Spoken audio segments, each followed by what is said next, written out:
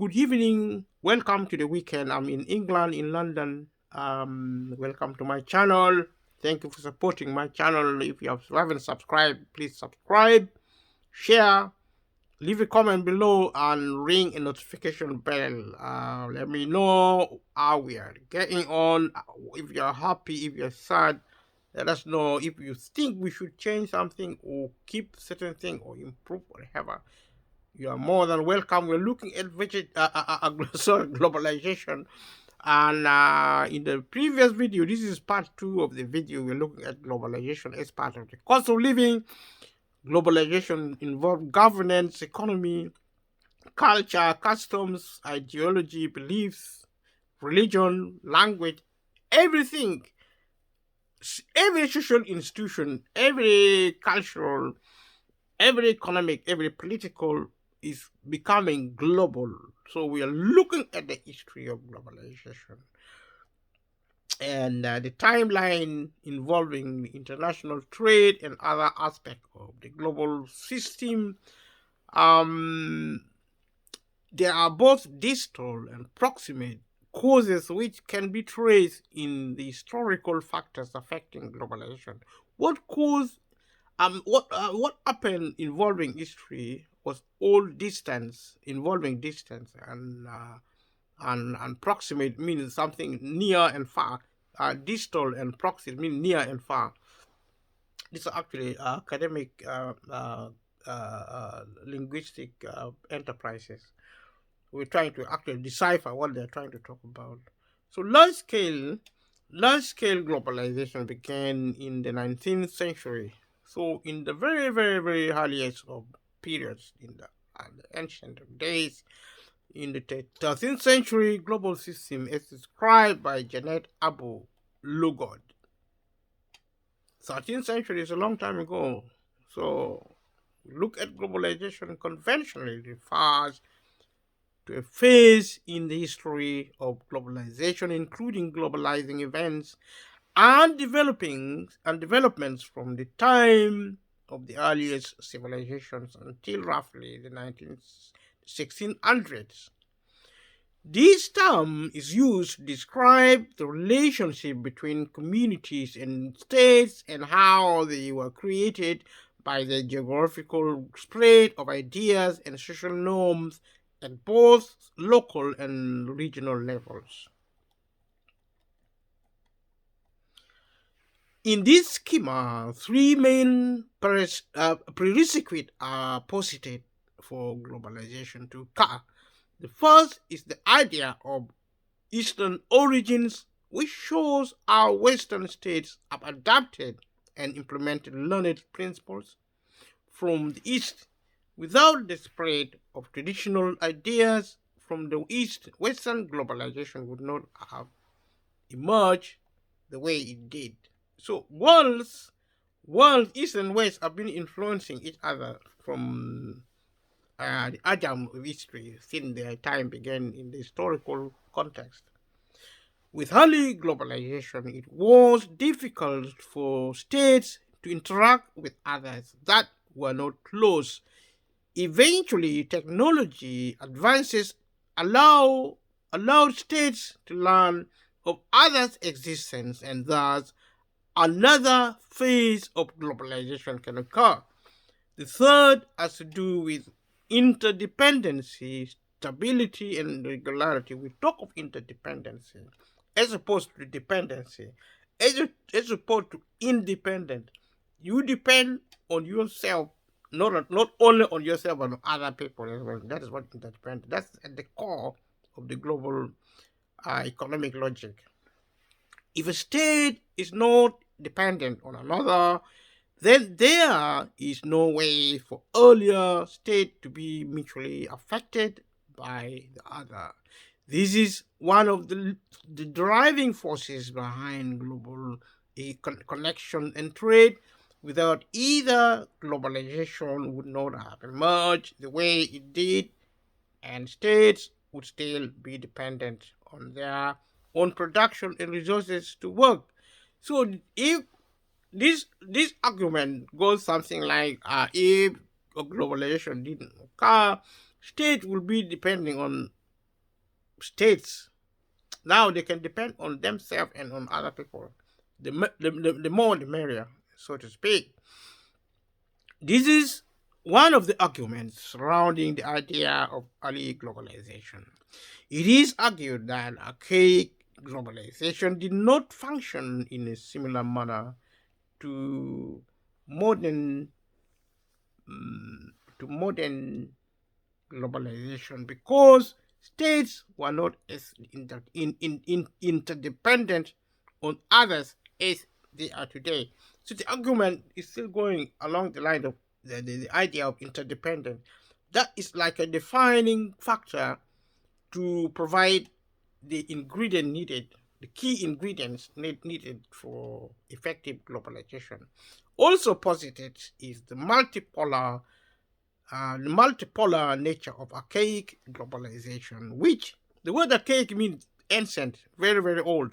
This was actually the early days in history of the global economic development. It didn't start there as far back as the 13th century, which involved,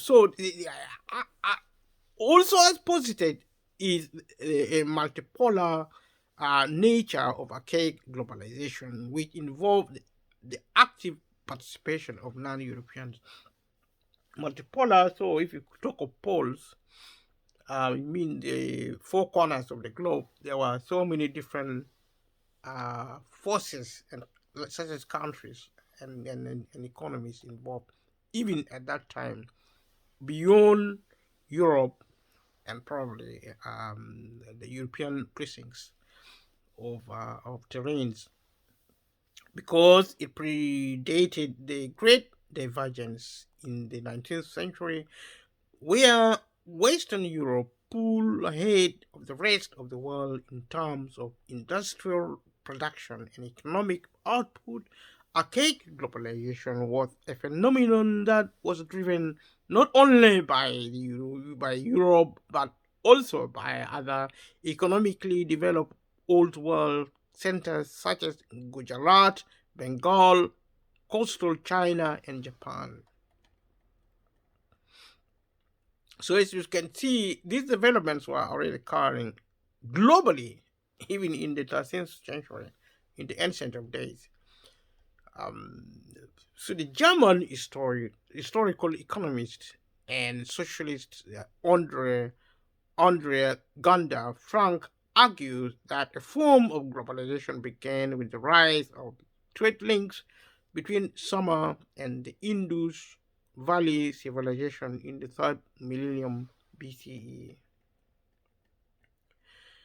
These archaic globalization existed during the Hellenistic age when commercialization, when the commercialized urban centers enveloped the axis of Greek culture that reached from India to Spain, including Alexandria and the Alexandrine cities. Early on, a geographical position of Greece and the necessity of importing wheat forced the Greeks to engage in maritime trade. Trade in ancient Greece was largely unrestricted. The state controlled only the supply of grain. This is a historical perspective. Trade on Silk Road was a significant factor in the development of civilizations from China, India subcontinent, the Indian subcontinent, Persia, Europe, and Arabia, opening long distance political and economic interactions between them. Though silk was certainly the major trade item from China, common goods such as salt and sugar were traded as well, and religion's synthetic philosophies, syncretic philosophies, and various technologies, as well as diseases, also traveled along the Silk Road. In addition to economic trade, the Silk Road served as a means of carrying out cultural trade among the civilizations along its network. The movement of the people, such as refugees, artists, craftsmen, missionaries, robbers, and envoys, resulted in the exchange of religions, art, language, and new technologies.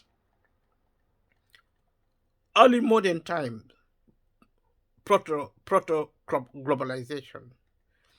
Early modern or proto globalization covers a period of the history of globalization roughly spanning the years between the 16th and the 1800s.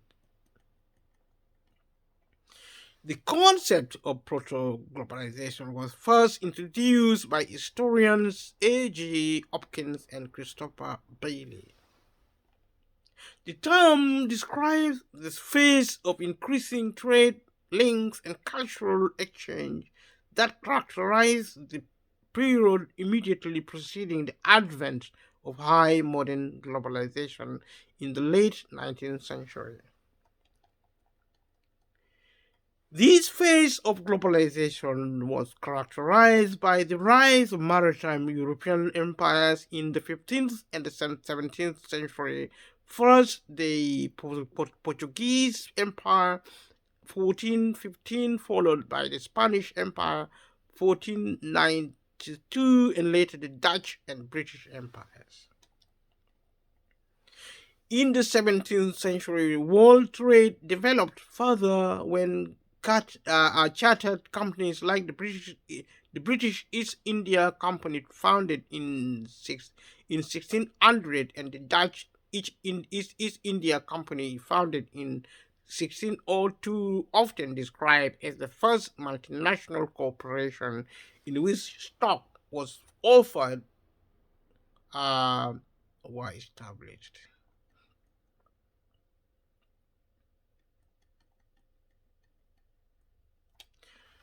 Early modern globalization is distinguished from modern globalization on the basis of expansionism, the method of managing global trade, the level of information exchange. The period is marked by such trade arrangements as the East India Company, the shift of hegemony to Western Europe, the rise of large-scale conflicts between powerful nations such as the 30 Years' War, and the rise of the newfound commodities, most particularly slave trade. The triangular trade made it possible for Europe to take advantage of resources within the Western Hemisphere. The transfer of animal stocks, plant crops, and epidemic diseases associated with Alfred W. Crosby concept of the Columbian Exchange also played a central role in this process. European, Muslims, Indian, Southeast Asian, and Chinese merchants were all involved in early modern trade and communication, particularly in the Indian Ocean region. Modern times. According to economic historian Kevin H. O'Rourke, Leandro Pedros de la Escosura, and Guilherme Dodin, several factors promoted globalization in the period 1815-1817. The conclusion of the Napoleonic Wars brought in an era of relative peace in Europe. Innovations in transportation, technology reduced trade costs substantially.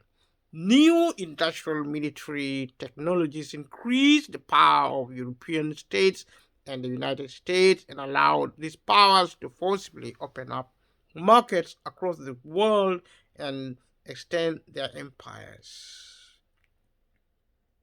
A gradual move toward greater liberalization in European countries.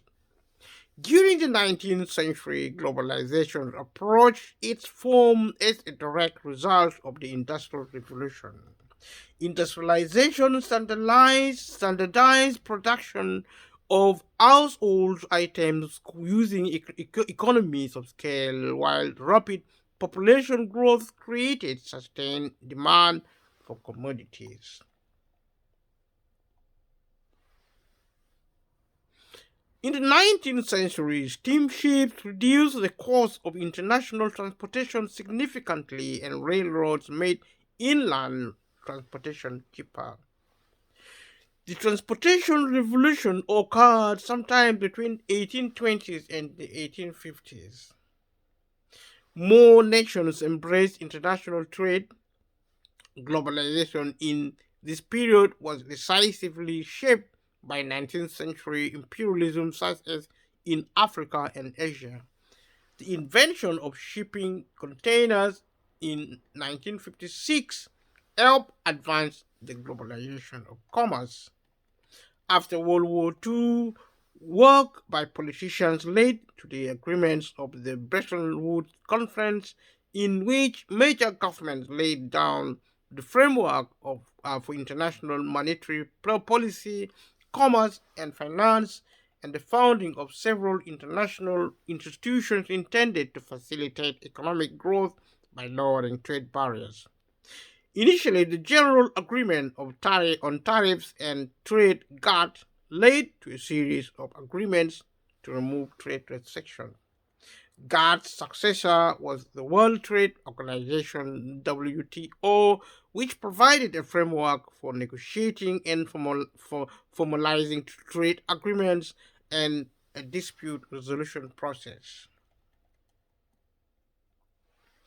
Exports nearly doubled from 8.5% of total gross world product in 1970 to 16.2% in 2001.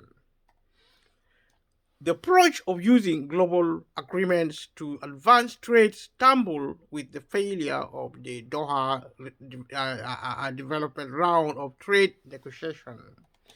Many countries then shifted to bilateral or smaller multilateral agreements, such as the 2011 South Korea-United States Free Trade Agreement. Since the 1970s, aviation has become increasingly affordable to middle classes in developed countries. Open skies policy and low-cost carriers have helped bring competition to the market. In the 1990s, the growth of low-cost communication networks cut the cost of communications between countries. More work can be performed using a computer without regard to location. So you can be anywhere and use computer to do the work. These included accounting, software development, and engineering design. Students' exchange programs became popular after World War II and are intended to increase the participation, understanding, and tolerance of other cultures, as well as improving their language skills and broadening their social horizon. Between 1963 and 2006, the number of students studying in foreign countries increased 9 times.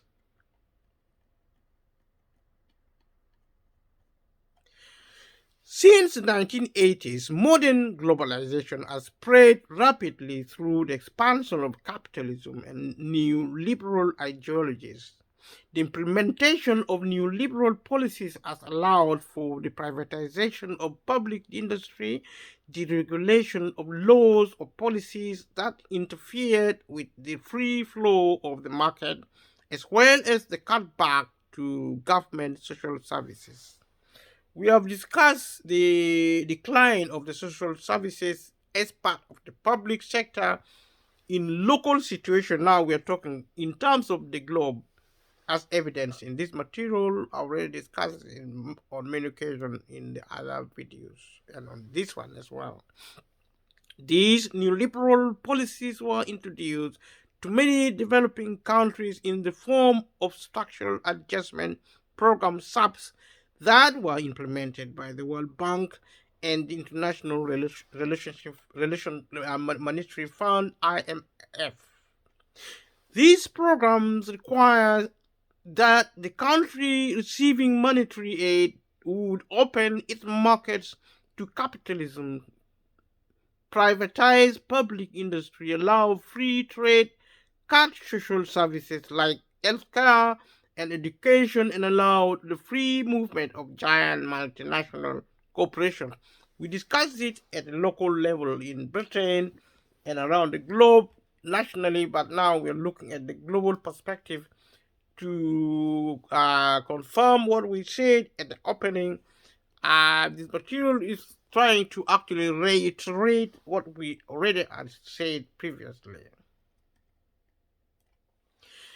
These programs allowed the World Bank and the IMF to become global financial market regulators that would promote neoliberalism and the creation of free markets for multinational corporations on a global scale.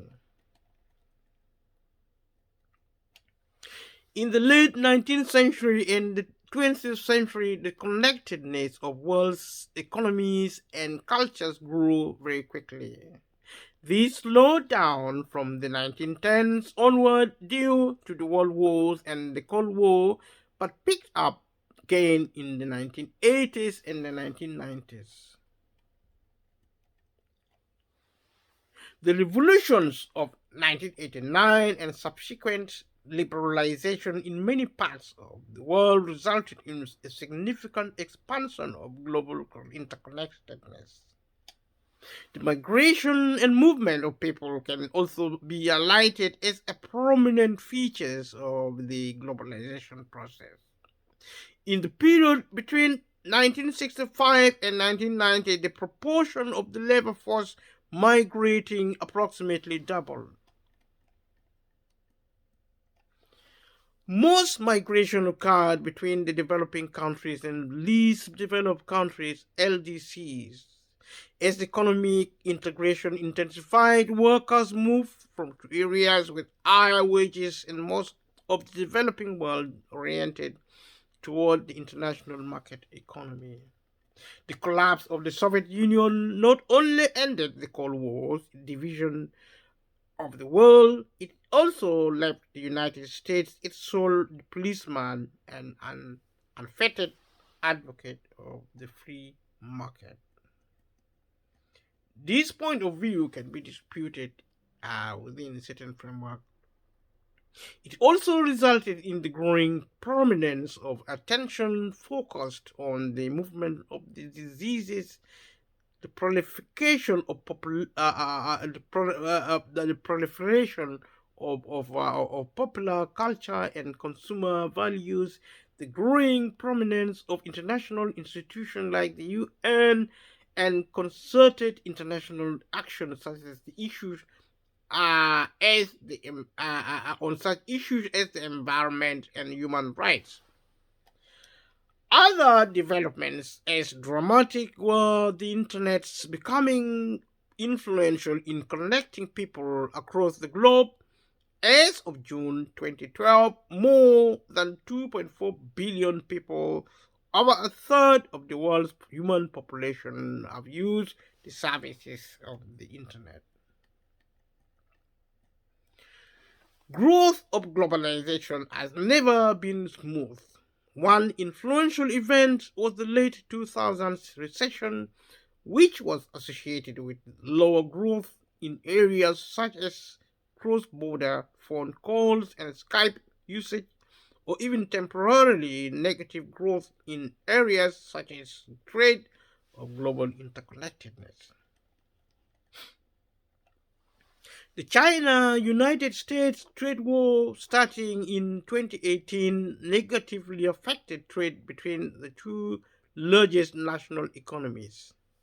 The economic impact of the COVID-19 pandemic included a massive decline in tourism and international business travel as many countries temporarily closed borders.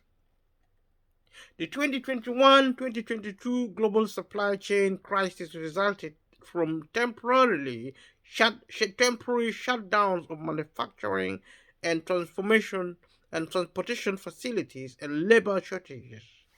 Supply problems incentivize some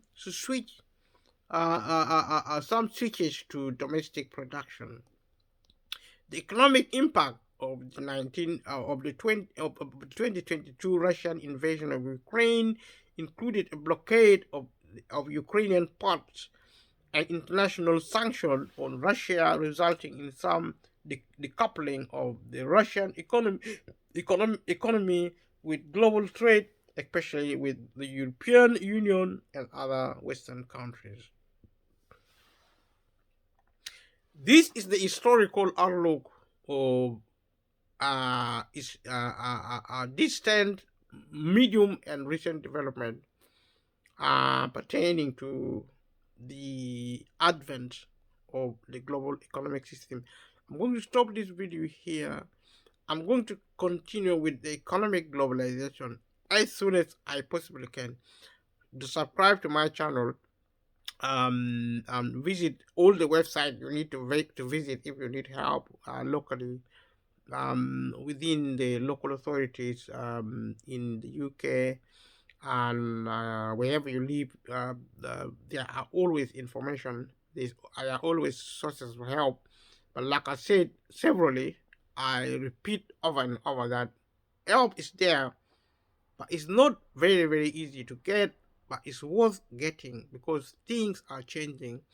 We're looking at the global economic system, we're looking at the government, the global government, we're looking at the economic, we're looking at the environmental, cultural, social, ideological, every aspect which features modern society is being globalized. And the globalization is a private economy, a global economy. There is the enabling of forming a one world government, which is going to be a private government, because public sector is closed locally and is also closed globally. See you in the next video. Thank you. Bye bye.